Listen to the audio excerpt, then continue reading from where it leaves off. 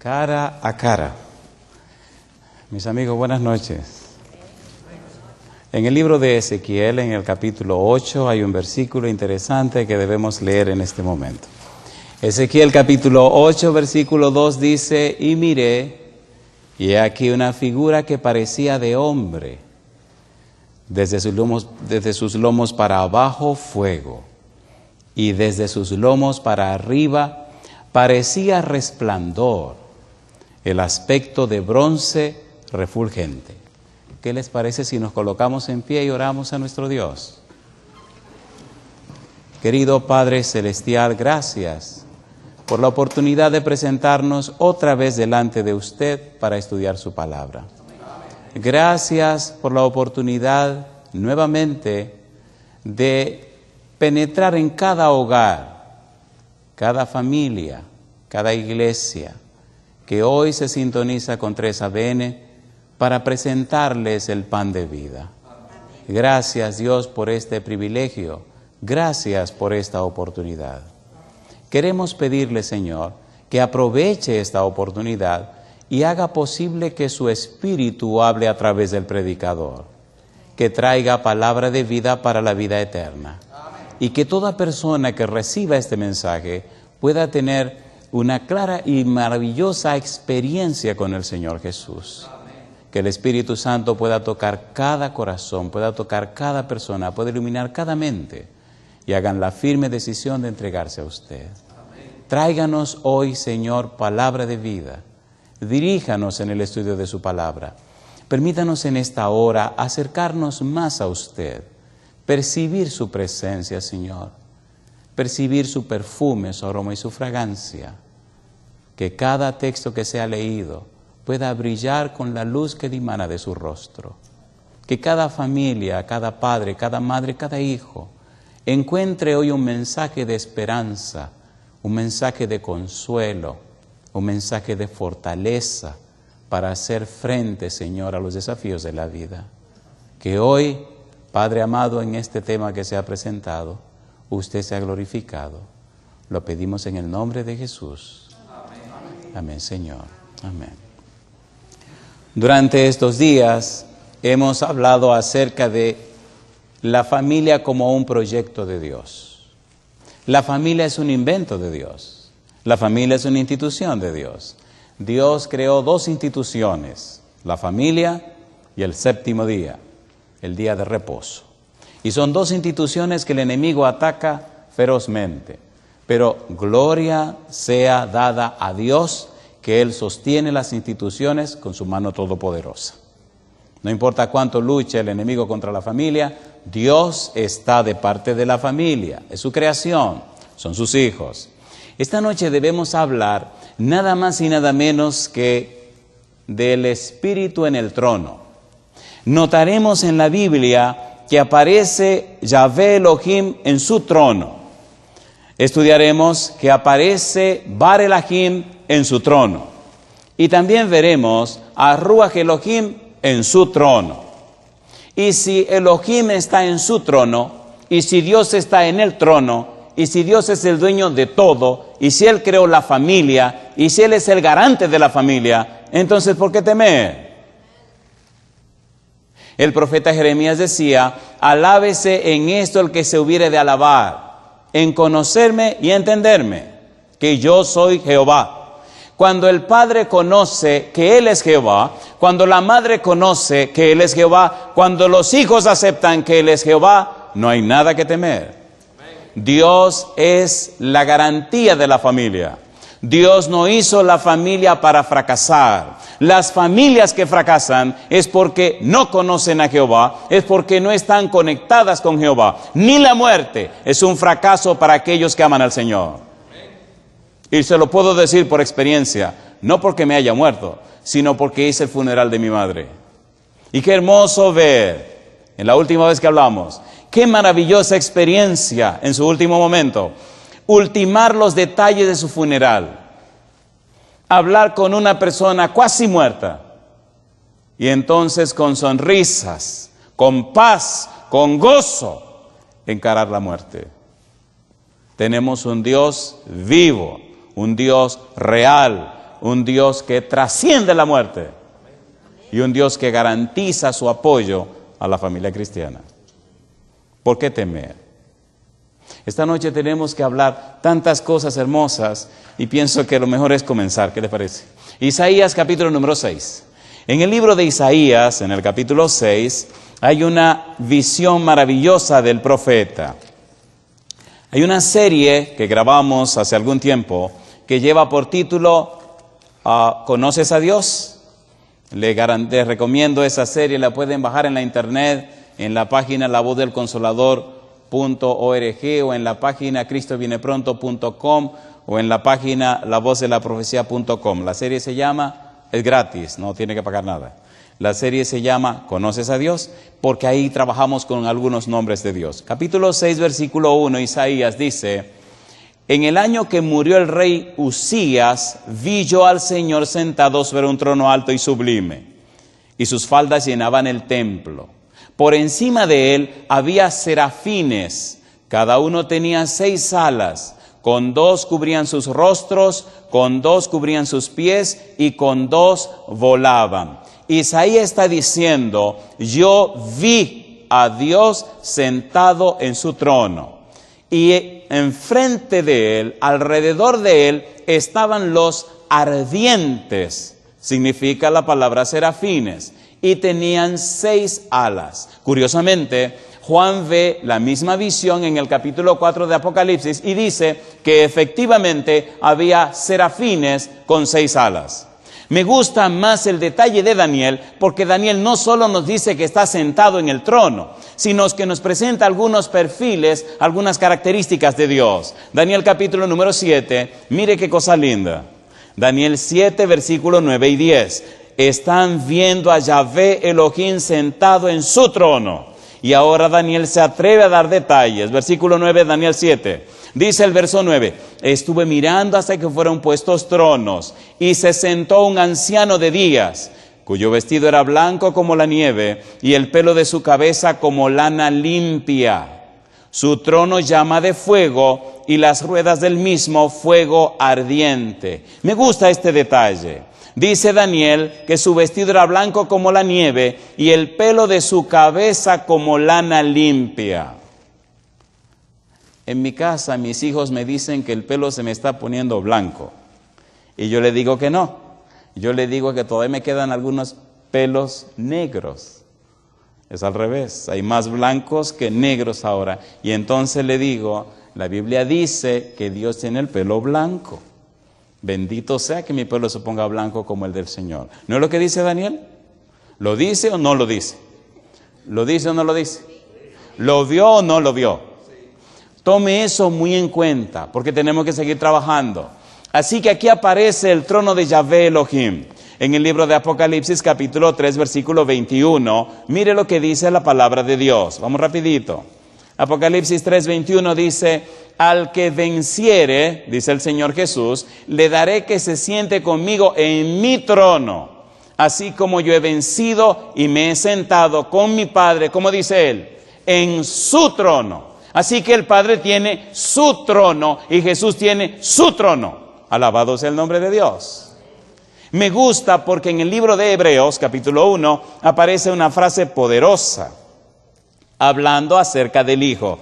Hebreos capítulo 1, versículos 6 al 8. Dice el verso 6: y otra vez, cuando introduce al primogénito en el mundo, dice: adórenles todos los ángeles de Dios. ¿A quién? Al Hijo.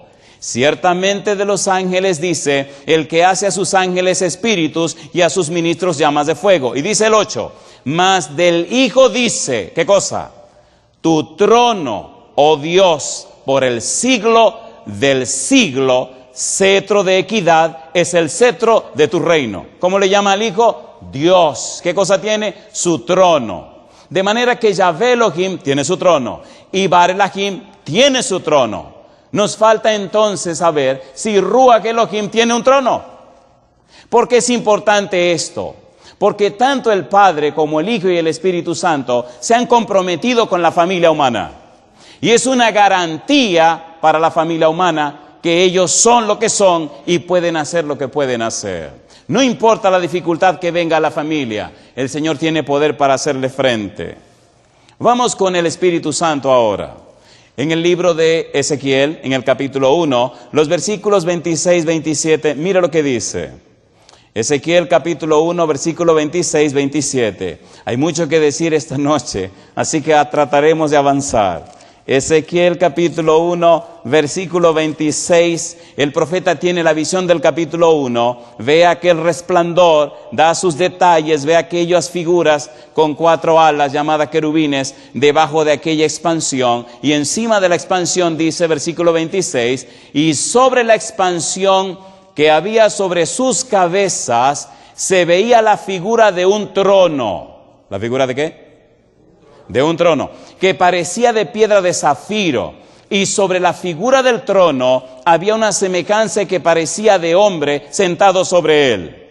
Y vi apariencia como de bronce refulgente, como apariencia de fuego dentro de ella en derredor. Desde el aspecto de sus lomos para abajo, dice el profeta, y desde sus lomos para abajo, dice, y vi que parecía como fuego y que tenía resplandor alrededor. El profeta se concentra y mira la figura que está por encima de la expansión. Y mira que desde los lomos para abajo parecía fuego y desde los lomos para arriba parecía bronce refulgente. No está hablando del anciano de día con la cabeza blanca. No está hablando de Jesús como lo viera Esteban aquel día que lo iban a apedrear, sentado a la diestra del Padre. Esteban conocía a Jesús. Ahora está hablando de otro personaje. Está hablando de otra persona. Y es curioso que en el capítulo 8, versículo 1 al 3, el profeta escribe, en el 6º año, en el mes 6º, a los 5 días del mes, aconteció, dice el profeta Ezequiel, que estaba yo sentado en mi casa, y los ancianos de Judá estaban sentados delante de mí, y allí se posó sobre mí la mano de Jehová el Señor. Y miré, y aquí una figura que parecía de hombre, desde sus lomos para abajo, fuego, y desde sus lomos para arriba, parecía resplandor, el aspecto de bronce refulgente. Y aquella figura extendió la mano y me tomó por las guejedas de mi cabeza, y dice el profeta, y el Espíritu me alzó entre el cielo y la tierra, y me llevó en visión de Dios a Jerusalén, a la entrada de la puerta de adentro, que mira hacia el norte, donde estaba la habitación de la imagen del celo, la que provoca a celo. Ok, pastor, ¿qué usted me quiere decir? Yo te quiero decir que Yahvé Elohim tiene un trono, te quiero decir que Bar Elohim tiene un trono, y te quiero decir que Rúa Elohim tiene un trono. Te quiero decir que los que inventaron la familia son todopoderosos y gobiernan el universo. No importa las circunstancias de la familia, no importa el problema que estés enfrentando. Si es verdad que conoces a Dios, si es verdad que te entregaste a Dios, si es verdad que caminan los principios de Jehová, no hay nada que temer.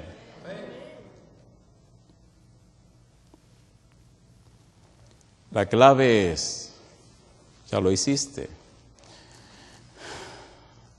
Hay un pensamiento en el libro de Primera de Samuel, capítulo 2, versículo 30, que sería bueno tomar en consideración en este punto. Primera de Samuel 2:30. Pastor, ¿cuál es el secreto del éxito familiar? Primera de Samuel 2:30. Dice el versículo 30, hablando Jehová acerca de Elí, por tanto Jehová el Dios de Israel dice, yo había dicho que tu casa y la casa de tu padre andarían delante de mí perpetuamente. Y dice Jehová, mas ahora ha dicho Jehová, nunca yo tal haga, porque yo honraré a los que me honran, y los que me desprecian serán tenidos en poco. La pregunta es, ¿está tu familia honrando a Dios? Tu relación con tu esposa honra a Dios, tu hogar honra a Dios, tu familia camina conforme a los principios de Jehová. Las personas piensan que pueden vivir como chivos sin ley y entonces recibir las bendiciones de Dios. Se equivocaron. Jehová es un Dios de principio, pero es imposible, dice el apóstol Pedro, ¿y quién es el que os podrá hacer el mal si vosotros seguís el bien? Dios está sentado en su trono, gobierna y domina todo el universo. Para Él nada es imposible. No importa cuán difícil sea la situación, no importa cuán complicada esté la jugada, no importa lo que venga o lo que vaya, lo que interesa es que sinceramente, humildemente, te postre delante de la presencia del Todopoderoso. Y entonces Jehová se hace responsable por tu situación. Alabado sea el nombre de Dios. Esta noche quiero hacer énfasis fuerte en lo que pasó con el profeta Isaías. Y es una primera y grande necesidad de cada familia. Satanás se encarga de dividir los hogares, de dividir los matrimonios, hacer que peleen, que tengan conflictos serios. Él es especialista en eso. Y hace cosas que son increíbles para mantener los esposos separados. Muchos hombres no saben que su relación con su esposa es tan importante en la presencia de Dios. Muchos hombres no saben, y deberían leer 1 y 2 de Pedro, que sus oraciones pueden ser estorbadas con relación a su comunicación con su esposa. Muchos no saben el alto honor en el cual tiene Dios al hombre que cuide y protege a su mujer. Pero yo creo que eso es tema para otro momento. Isaías capítulo 6. Vamos al tema de esta noche. Isaías capítulo 6. Allí presenta, dice, en el día en que murió el rey Uzías. ¿Por qué el profeta menciona ese acontecimiento cuando va a tener la visión? Tiglat-Pileser estaba dándole mucha guerra al pueblo de Dios y el rey Uzías le estaba haciendo frente. Y cuando el rey Uzías murió, entonces la gente se preguntó, ¿y ahora quién nos defenderá contra Tiglat-Pileser? ¿Y ahora qué pasará? Y entonces el profeta tiene la visión de Jehová, como quien dice, ¿cómo que quién le defenderá? Yo soy el que defiendo a mi pueblo, yo soy Jehová y estoy presente en este momento. Pero Jehová es tan claro que presenta claramente la condición del profeta y la condición del pueblo. Seamos honestos, queridos, allá en tu casa donde estás, seamos honestos. ¿Verdad que tenemos que hacer algunos arreglos en nuestra relación con Dios? Seamos sinceros. ¿Verdad que necesitamos ajustar ciertas cosas? Por ejemplo, es necesario el culto familiar, pero querido, querida, es necesaria la relación personal con Dios. Déjame decirte algo personal. Por un momento imagina que estamos tú y yo solos. En casa hay 3 hijos. Hay uno de 21 años, la segunda tiene 20 y la más pequeña tiene 15 años. Cuando conocí al Señor Jesús tenía 19 años. Y desde esa fecha comenzamos una relación muy íntima, muy personal. Y la he mantenido por 31 años. Cuando mis hijos nacieron, papi se levantaba a las 4 de la mañana para hablar con Dios. Cuando se hicieron adolescentes, papi se levantaba a las 4 de la mañana para hablar con Dios. Y así fueron creciendo, sabiendo que papi se levanta a las 4, a las 3:30 de la mañana para hablar con Dios. Múltiples dificultades y problemas venían a la casa, como la vida de cualquier pastor. Pero Jehová siempre estuvo presente para resolver esos problemas. Yo te digo a ti como padre o como madre, ¿cuánto tiempo estás pasando cada día con Jehová? No importa cuán grandes sean tus problemas, Dios está sentado en el trono. Si tus hijos se fueron, si están en drogas o en alguna otra cosa rara, te puedo decir con toda sinceridad y franqueza, al viajar por todo el mundo, al conocer a tanta gente, he notado que los padres y las madres que sacan tiempo para estar temprano en la mañana, para estar íntimos con Jehová, Jehová se encarga de trabajar con su familia. No olvide eso. Cuando el profeta se presenta ante Jehová, cuando el profeta tiene la visión de Jehová, se siente pecador. Satanás necesita alejarnos de la comunión con Dios para que no nos sintamos pecadores. Cuando el profeta contempla a Dios en su trono, se llena de temor y dice, ¡ay de mí que soy hombre muerto! Porque siendo hombre de labios inmundos y habitando en medio de un pueblo que tiene labios inmundos, han visto mis ojos a Jehová. Cuando un hombre o una mujer tiene visión de Dios, cuando un hombre o una mujer se acerca a Dios, inmediatamente reconoce su condición caída. El asunto del orgullo, el asunto de la suficiencia, de la pedantería, el asunto de las mentiras matrimoniales, el asunto de las máscaras familiares, el asunto de la doble vida familiar se debe a que no nos acercamos a Dios. Y nuestros hijos perciben esa hipocresía y se alejan de la iglesia, se alejan de la fe y se alejan de todo lo que es Dios, porque descubren que papi y mami son hipócritas. Pastor, eso es duro y fuerte, pero es la verdad. ¿Cómo pueden los hijos ser fieles con padres hipócritas? ¡Qué barbaridad! Que no son honestos. ¡Qué barbaridad! Hoy es el día del arrepentimiento, querido. La palabra arrepentimiento significa cambio de los patrones mentales. Significa cambio de los esquemas mentales. Significa cambiar esa forma de pensar. Dios quiere, Dios anhela depositar su espíritu en tu vida para cambiar esa manera de pensar, para quitar de ti esa máscara, para hacer de ti una persona nueva, para que tu vida inspire a tus hijos y tu hogar se convierta en lo que debe ser, un lugar donde Dios pueda morar. La iglesia necesita eso, la sociedad necesita eso, tu familia necesita eso. Me gusta lo que pasa en el versículo 6, dice: y voló hacia mí uno de los serafines, teniendo en su mano un carbón encendido, tomado del altar con unas tenazas, y tocando con él sobre mi boca, dijo: he aquí que esto tocó tus labios, y es quitada tu culpa, y limpio tu pecado. Y dice el profeta: después oí la voz del Señor. Llama la atención que cuando el profeta ve a Dios sentado en el trono, Dios no dice nada. Llama la atención que Dios solamente se le presenta.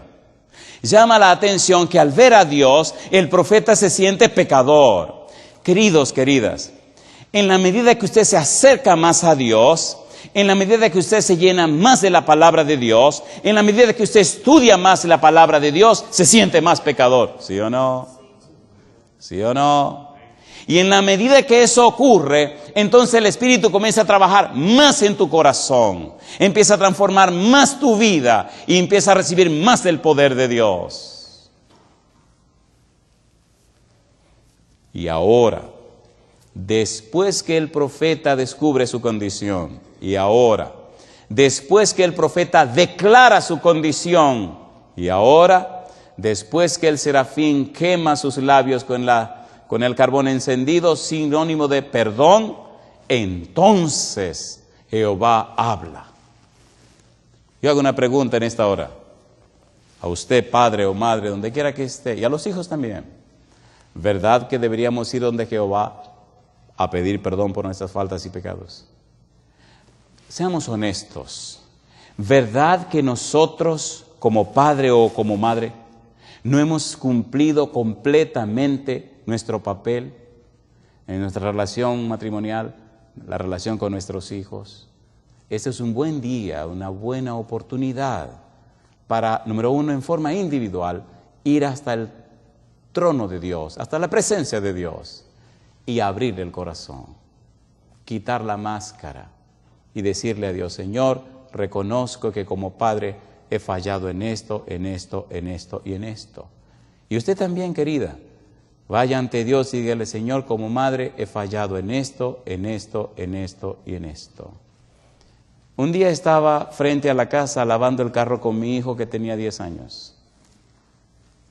En ese tiempo viajaba mucho y predicaba y viajaba. Y mientras estamos lavando el carro entre los dos, él se detiene y me dice: papi, ¿sabe que leí una cosa en un libro? ¿Así, mi negro? Sí.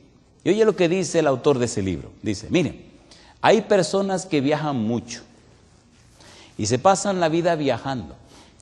Y dice el libro, papi, y lo que ellos no saben es que 10 años después de haber pasado por un lugar, ya nadie se acuerda de lo que hicieron.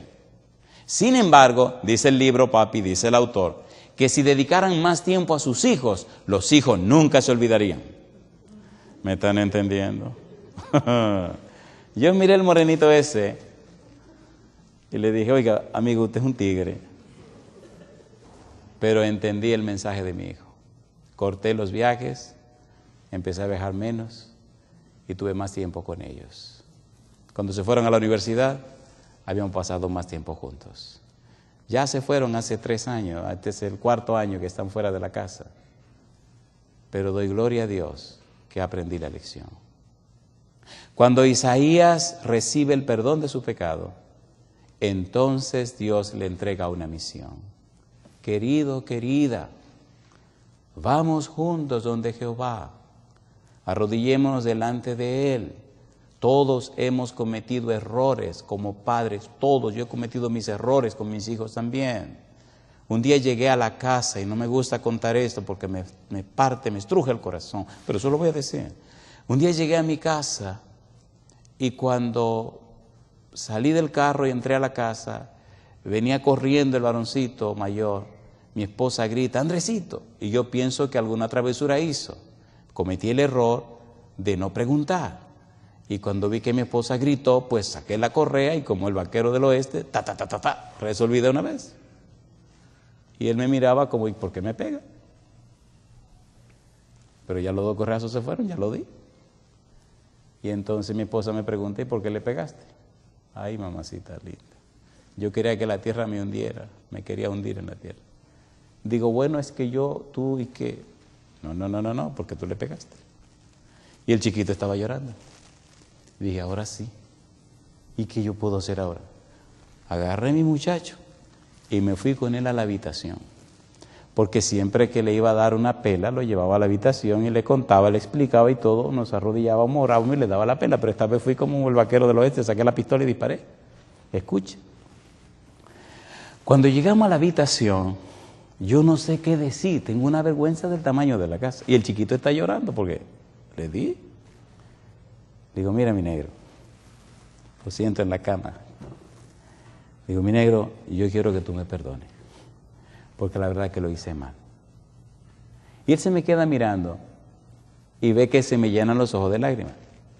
De repente yo le pido otra vez que me perdone, que lo hice mal, que no tenía que hacerlo así, que tenía que hacer como antes, que siempre lo llevo y hablamos. Y cuando él ve que papi empieza a llorar, y las lágrimas corren, y él ve que a papi le duele lo que pasó, ¡pum!, paró de llorar. Se secó las lágrimas corriendo. Me abrazó y me dijo, a mí no me dolió. A mí eso no me dolió. Papi, a mí no me dolió. A mí eso no me dolió. Tú no tienes que llorar y sufrir por eso. A mí no me dolió. A mí no me dolió. Mira papi, tú sabes que yo no hablo mentira. A mí no me dolió.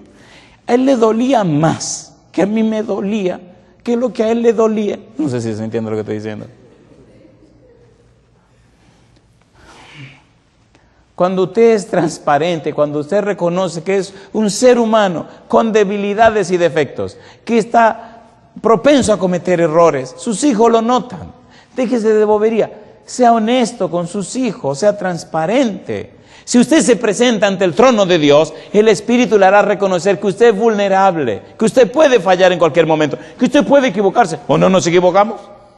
¿Sí o no?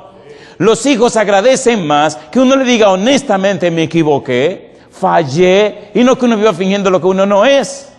¿Sí o no? A ver, ¿sí o no? Desde ese día, doblé la correa. Le dije, miren mi negro lindo, si yo pudiera devolver los 2 correazos que te di, lo devolviera. Pero yo no puedo permitir que un hijo le pegue al padre porque eso es incorrecto, eso no está bien. Ahora, una cosa te garantizo, mi negro, nunca te tocaré hasta que no nos sentemos a analizar la situación. Y se me abrazó ahí, oramos, le pedí perdón a Dios, le pedí perdón a mi hijo, le pedí perdón a mi esposa, porque había ofendido a Dios, ofendido a mi hijo y ofendido a mi esposa. ¿Sí o no? ¿Sí o no? Sea honesto con usted mismo. Aprenda a perdonar para que usted pueda ser perdonado.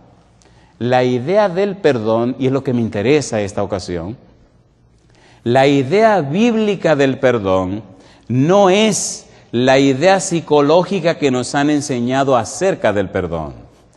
Cuando un padre o madre, cuando una criatura reconoce que Dios está al control, reconoce que Dios está sentado en el trono, lo primero que percibe en su vida es que es un pecador.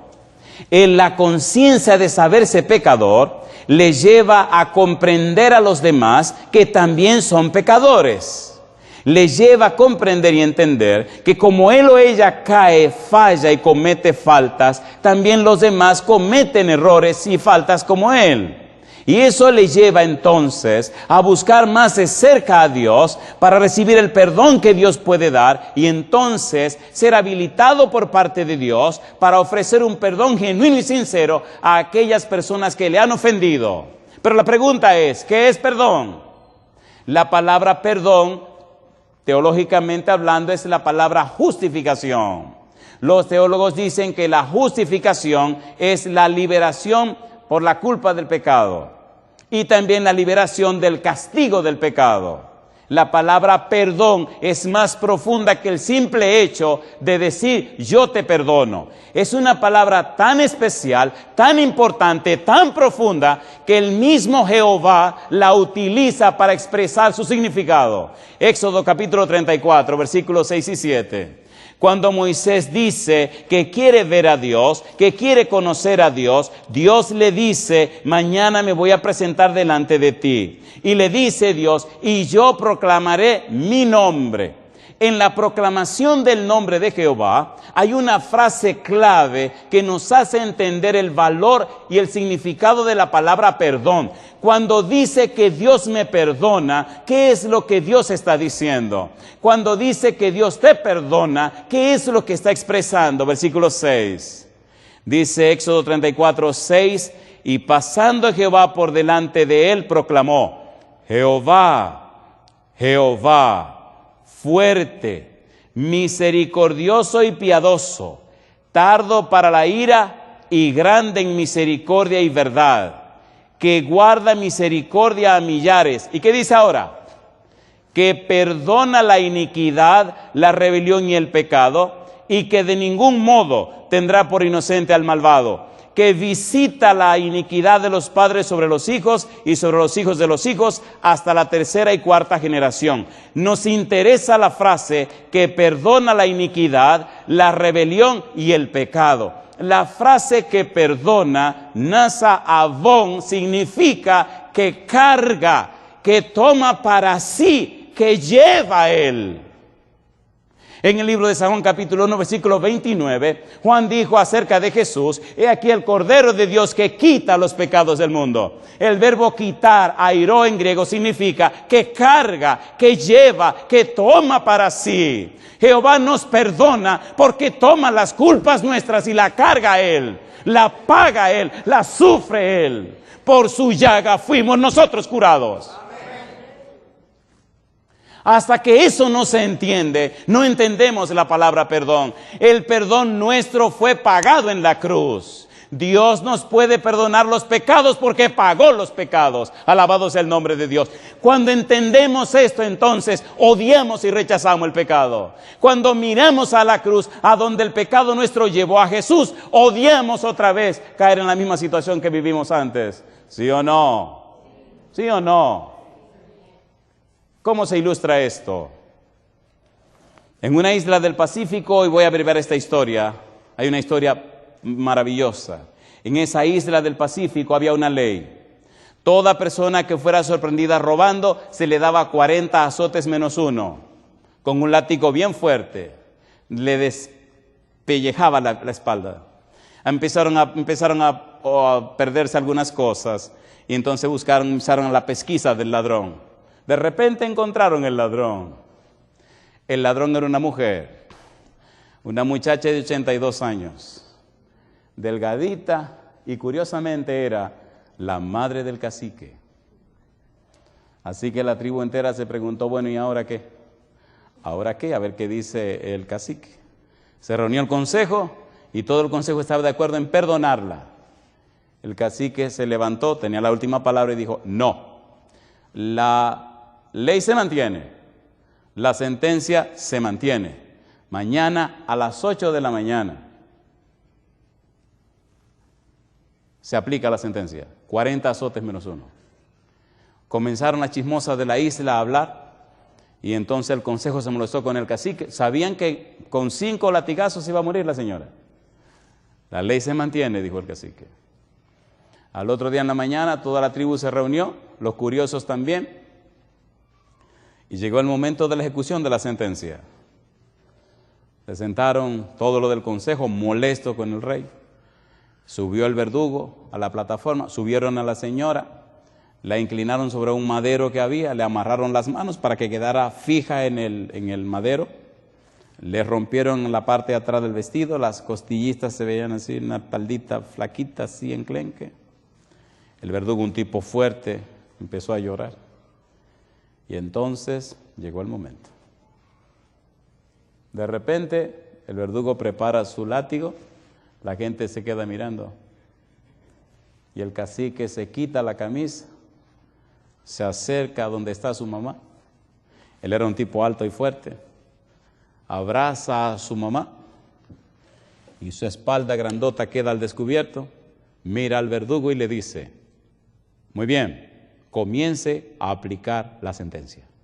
Una pregunta: ¿a quién iban a latigar? A la mamá. ¿En el cuerpo de quién? Del hijo. Y el verdugo comenzó a castigar y los pedazos de piel saltaban y la gente lloraba y todos empezaron a amar más a su cacique. Una pregunta: ¿qué estaba haciendo el cacique con su mamá? La estaba perdonando. ¿Cómo sabemos que la estaba perdonando? Porque estaba recibiendo en su cuerpo el castigo que merecía su mamá. Mi pregunta esta noche: ¿le gustaría a usted perdonar a las personas que le han hecho daño? ¿Se atrevería a abrazarse a esa persona para que los latigazos cayeran sobre usted? Recuerde la cruz. Todo lo que pasó Cristo en la cruz te tocaba a ti. Todo lo que pasó Cristo en la cruz te tocaba a ti. Me tocaba a mí.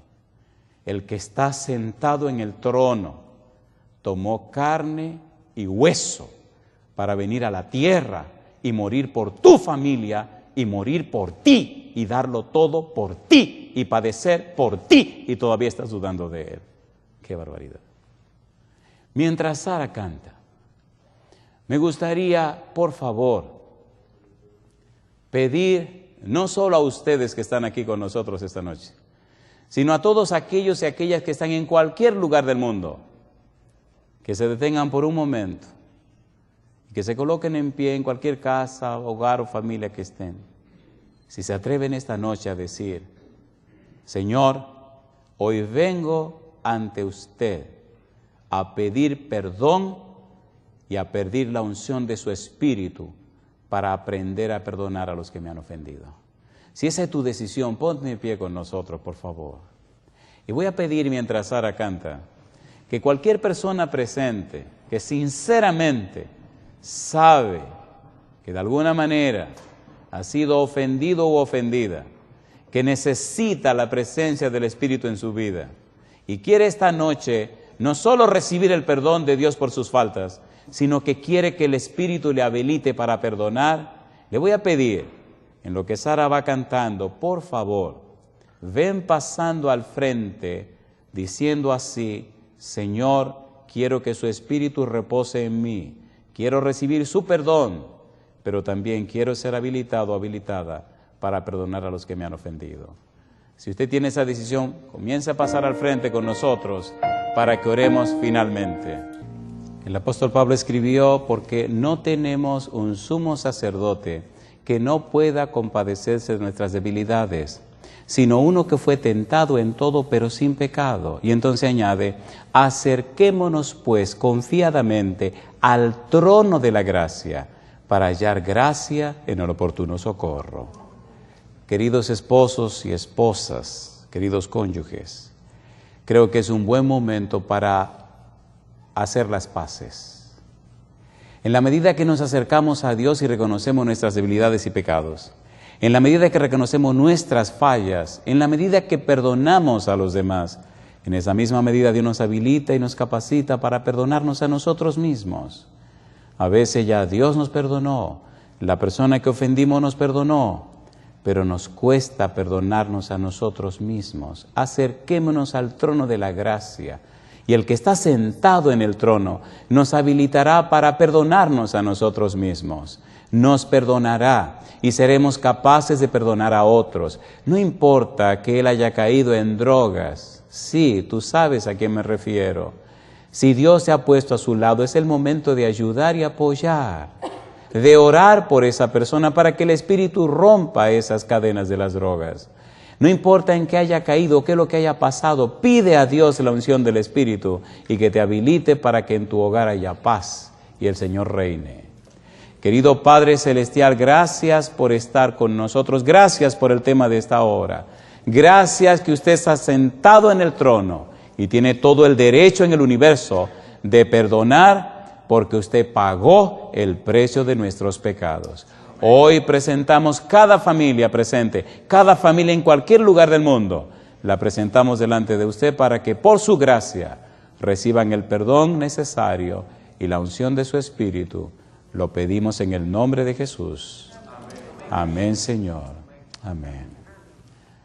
Agradecemos a Dios. Muchas gracias por estar con nosotros.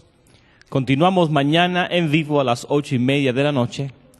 Continúen con nosotros y les invitamos a invitar a otros que sean bendecidos también con la programación. Verdaderamente el Espíritu de Dios está en este lugar. Alabado sea Dios por cada decisión y que cada persona salga de este lugar con Cristo Jesús en su corazón. Que Dios les bendiga.